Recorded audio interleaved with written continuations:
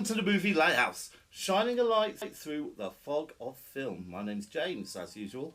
I'm really pleased to say that today we have a special guest, Nick Roth, who has basically created this wonderful film called Hanky Panky. It's one of the funniest things I've seen in a long time. But before we speak to him, let's have a clip.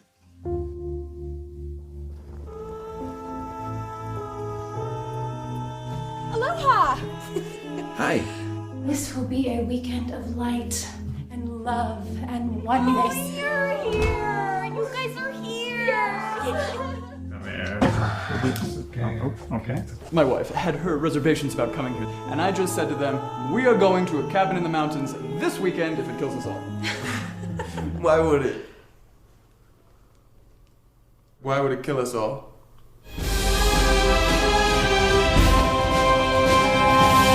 Lighthouse.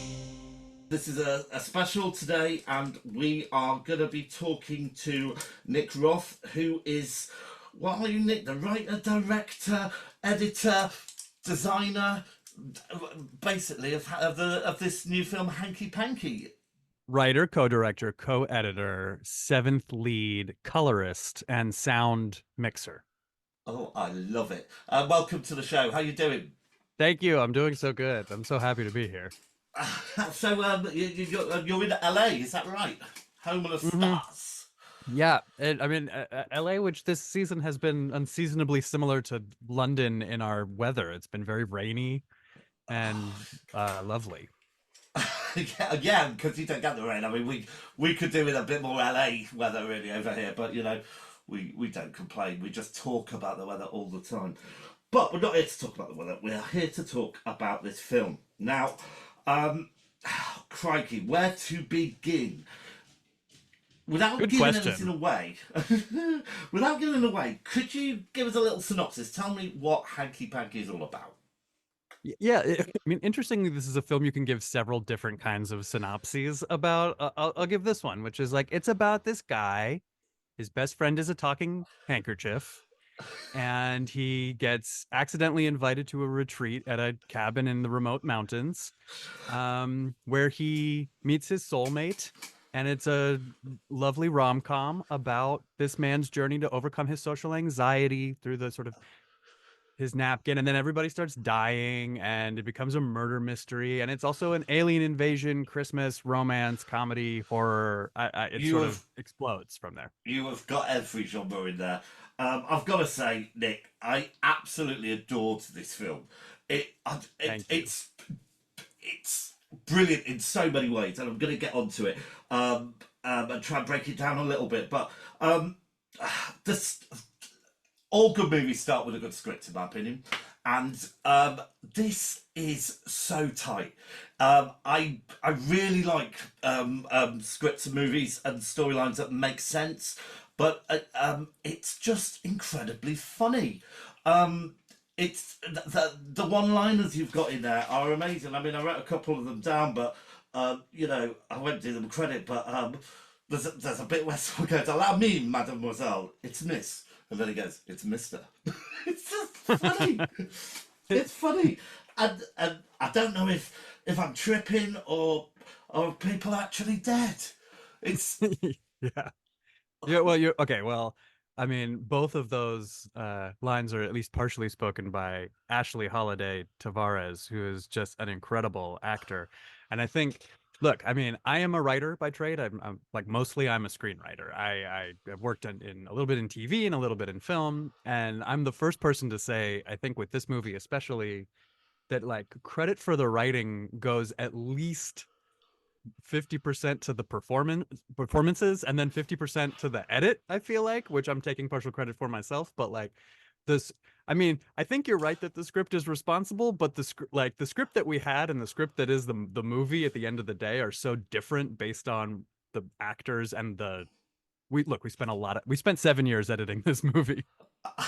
Well, it's paid off. I mean, yeah, it's a brilliant edit, by the way. It's very tight. It's sharp. There's nothing that jars, and you just get those inflections with the actors and what they're doing and their lines just right. But when you write a script by committee, I mean, that's kind of a dodgy ground, isn't it?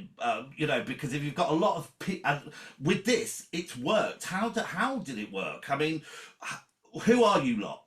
Well, I do think it's kind of like there was almost like a TV sensibility in the writing of this script, in that like yeah, like I wrote a draft, I brought it to the actors, we did a lot of all of the actors, we did a lot of improv. We did a whole weekend when we were still writing where we all got together and we just did like improv scenarios and games based on like, all right, you're snowed in, go. All right, you just found a dead body, like, and we put actors together, and so everybody had a sort of sense, a say in developing their character, and like it's also all my friends, so I wrote the parts with them in mind, all of them, and so it's like there was just a lot of sort of collaboration in that process. And then when we got there and we're shooting, I think you get a sense of this. There's a lot of improv that happened in the movie. A lot of people went off of that script, and then I was also like Francis Ford Coppola in Apocalypse Now, like trashing the next days, then rewriting the whole thing at 4 o'clock in the morning, and then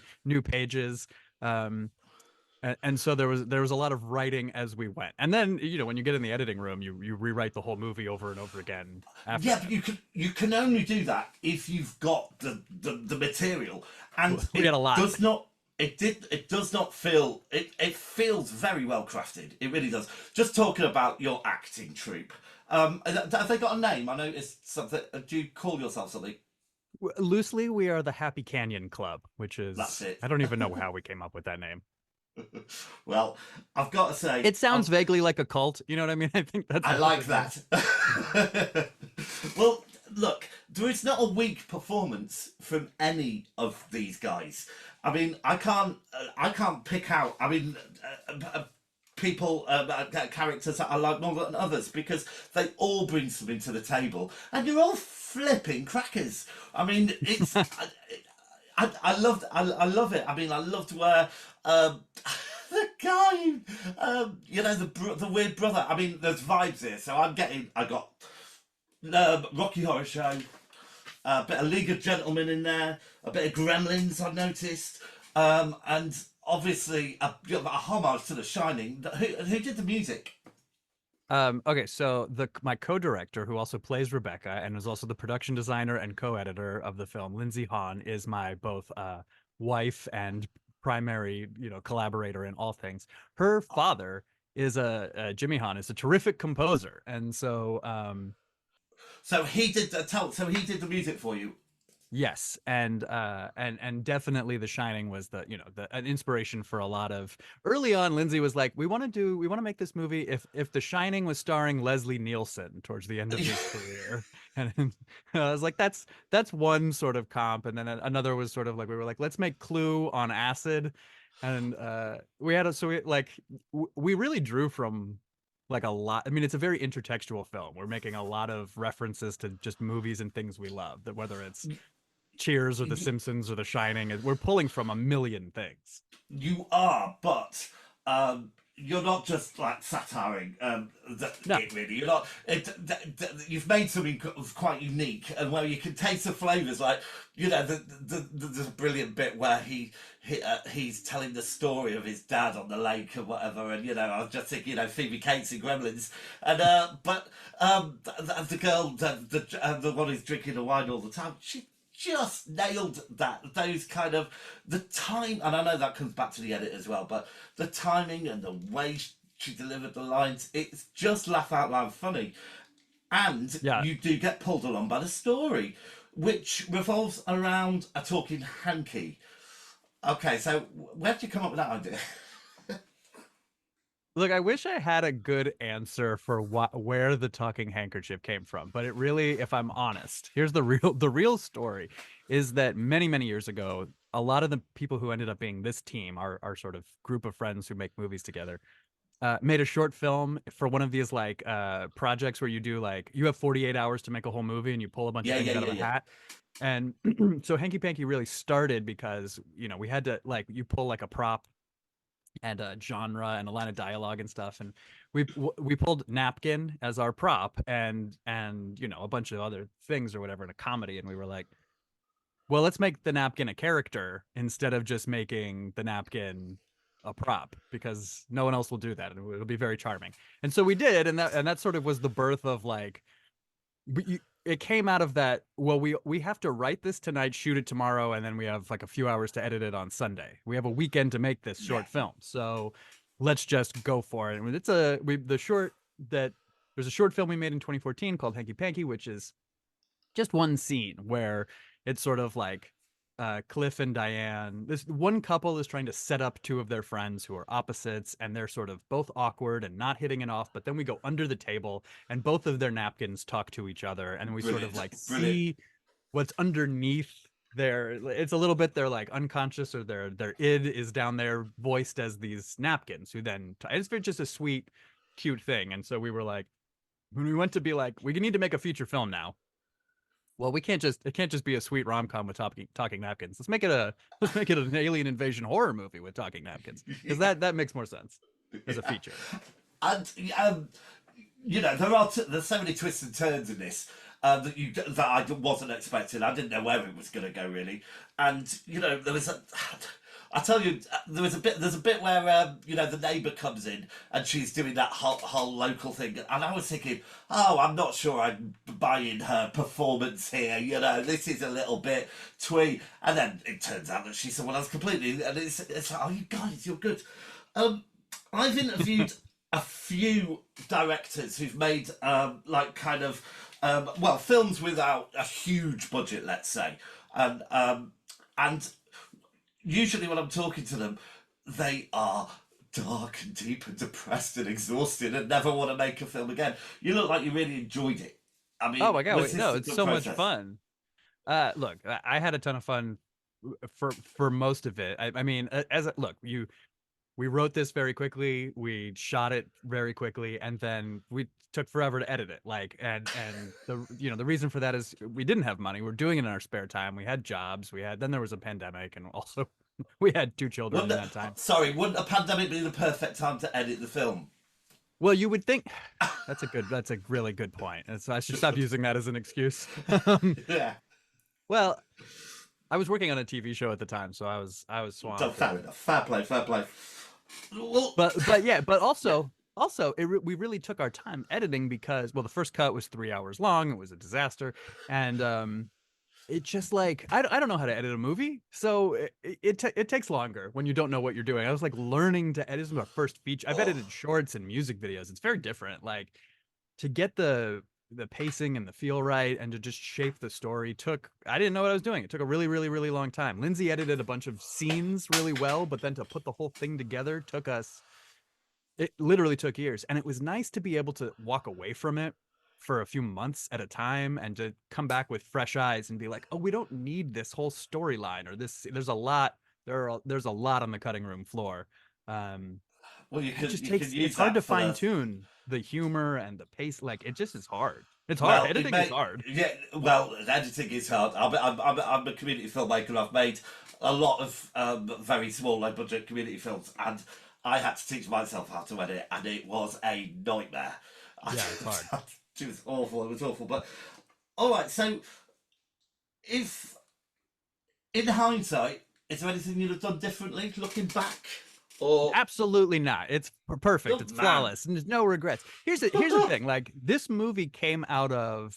I mean, I think that those of us who consider ourselves artists like to think that, like, I had this story within me burning to get out, and I crafted the script and then went forward with it. And that's like how independent cinema is supposed to go. That's not how this went. This went because Lindsay and I were watching like VH1 making of documentaries one summer of 2015, and we watched the one on Wet Hot American Summer, and learned this one key detail, which was that the entire cast and crew of Wet Hot American Summer stayed in the cabins together at the summer camp where they shot the whole movie. And I think you can look at that film and see that some of the like zany, idiosyncratic energy of the cast and crew were really like a family. We're staying in the cabins. There is like a summer camp energy in the movie that's about summer camp, but I don't think you would have got that if it had been a studio movie where they were staying in their homes or hotels and got vanned in the morning to get like there's something about the way that movie got made and that kind of like weird DIY energy of everybody just like being in this crazy thing together that I think ends up on screen. And that's true of a number of other movies, like in Well, Caddyshack. I was just thinking the Texas Chainsaw Massacre did the same similar thing, didn't it? But just in a, guess, you know, yeah. everyone fucking hated it being on the set, but it works. That amount of stress comes across. Well, you certainly come across like a tight cast.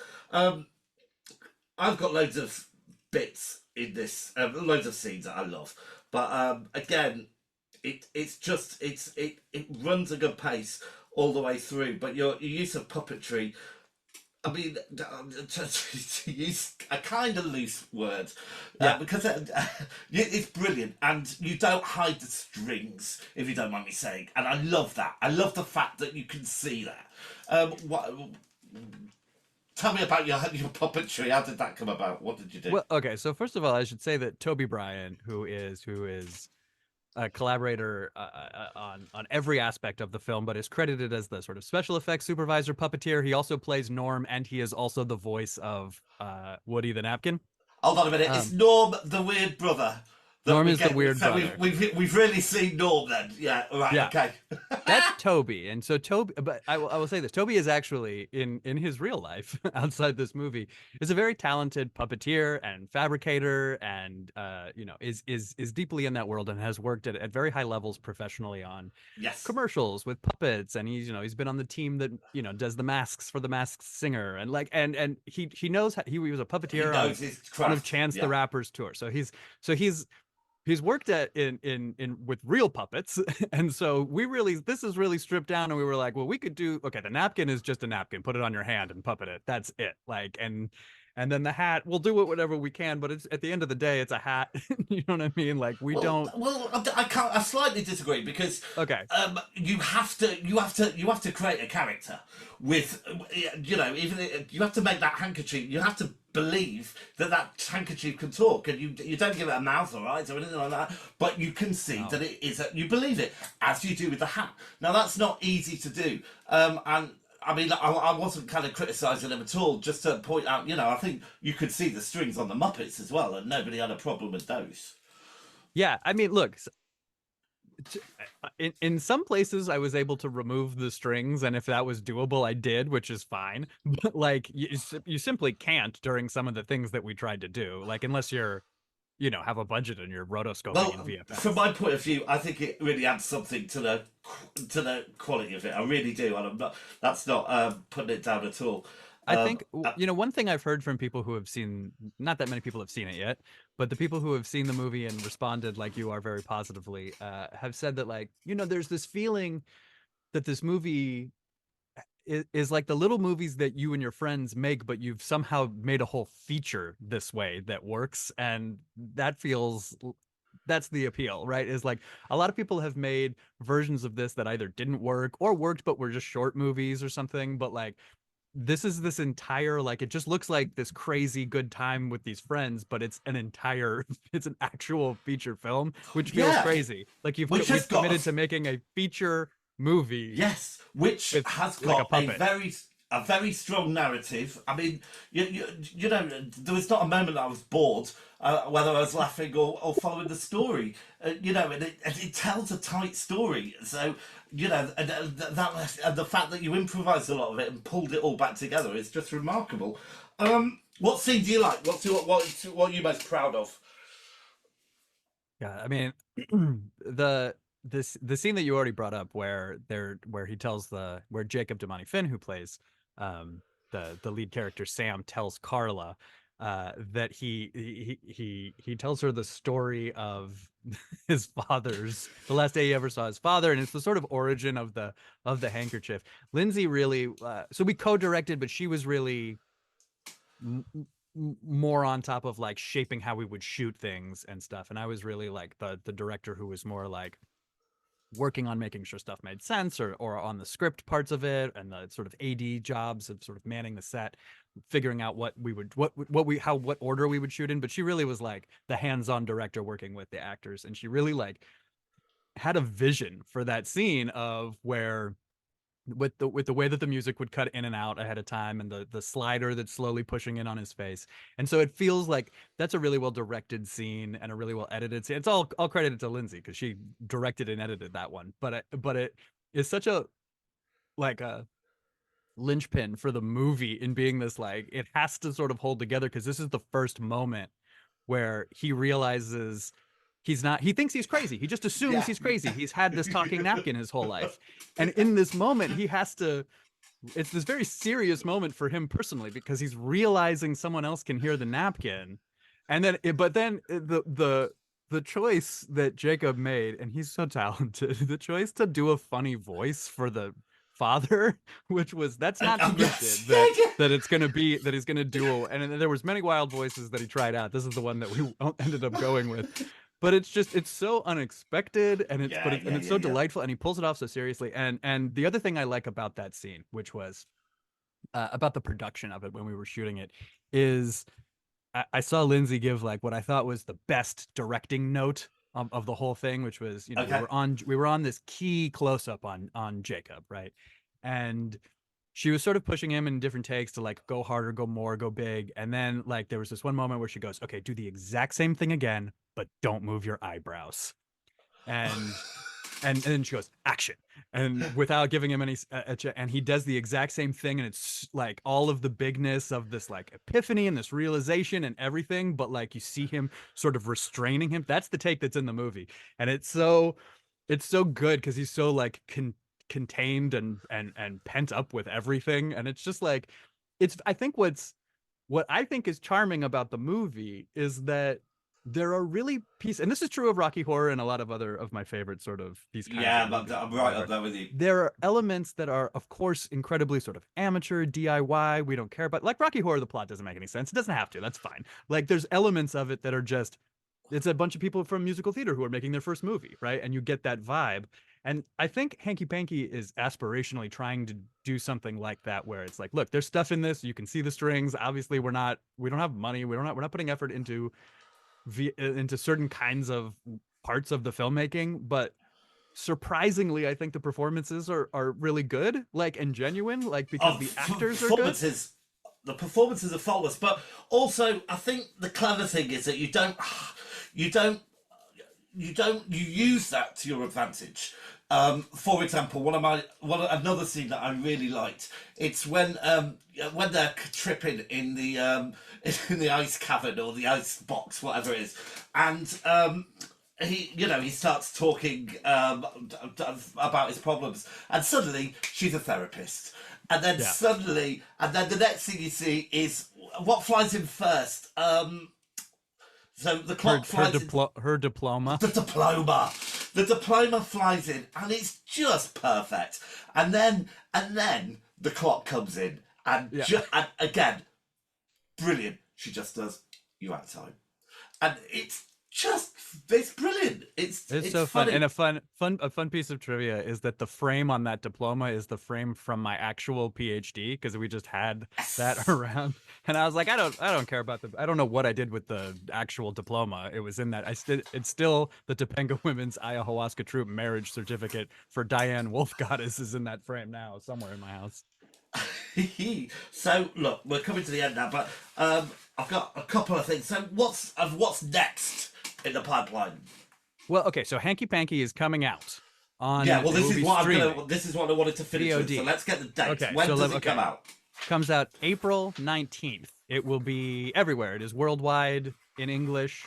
In the UK, I think it'll I know it's on Apple TV and maybe Amazon. It's also on Amazon, Google, and Vudu in the United States, but Apple is doing the big worldwide rollout, so it'll be in everywhere. Brilliant. Every territory. And that's for 420 weekend, which I don't know if that means anything in the UK. But thing. What the hell's a 420 weekend? 420 weekend. 420 is the national U.S. holiday in celebration of marijuana usage. Oh, and right, right.